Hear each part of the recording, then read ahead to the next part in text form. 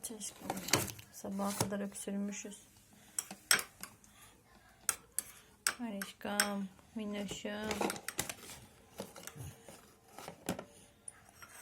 Sabah kahvaltımızda yoğurtlu ekmek yeriz.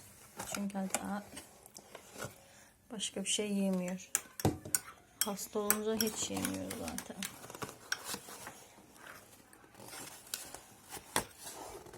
Ne yapacaksın onu?